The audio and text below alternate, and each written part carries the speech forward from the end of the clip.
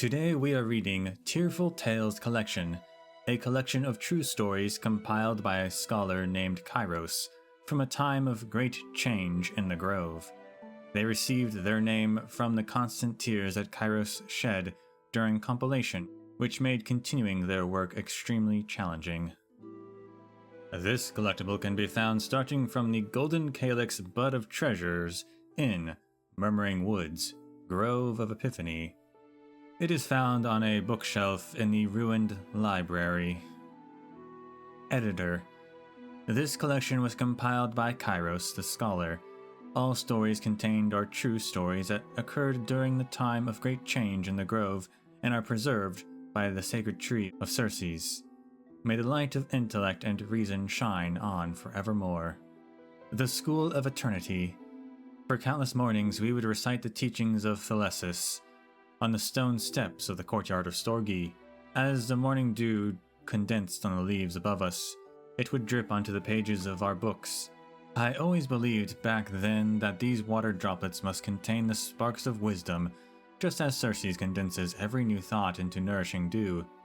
Thinking back now, perhaps that dew really did contain some form of divinity.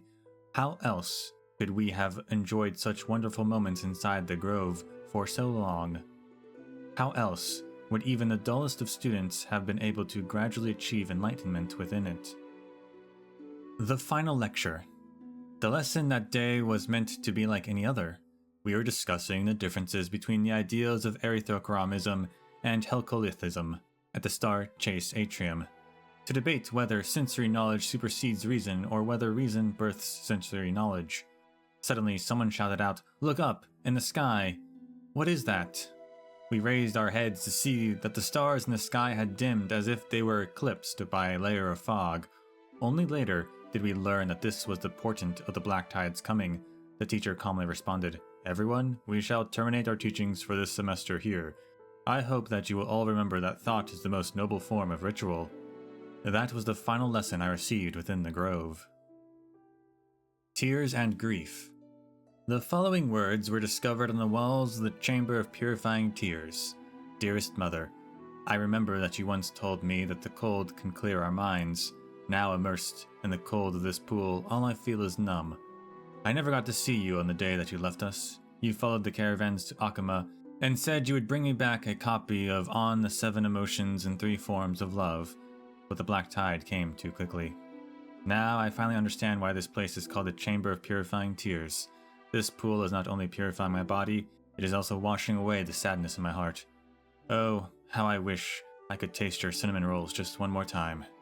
Your daughter, Alina." Dying Ramblings. Recorded from a dying white dryad.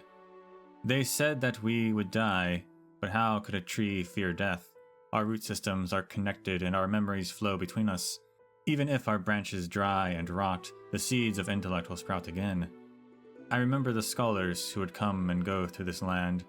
They would speak to us and see us as beings of wisdom. It was fascinating.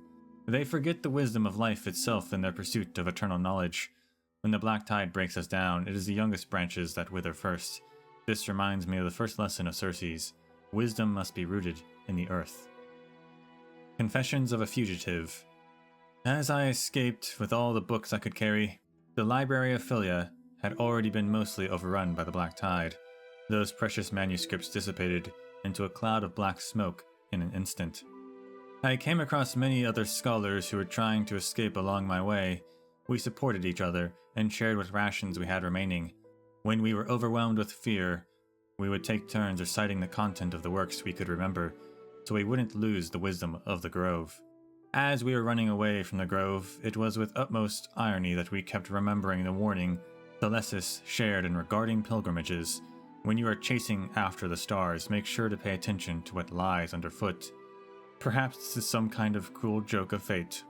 Though we have come to this place to pursue knowledge, it is only when we are running for our lives that we finally come to understand the teachings of the sages that came before us. Final Prayer. A slate discovered next to a corpse. O great Circes, you have taught us reason and intellect, but never the terror of death. As the black tide devoured your roots, I saw the final leaf on your branches still trying to stretch out and reach towards the skies.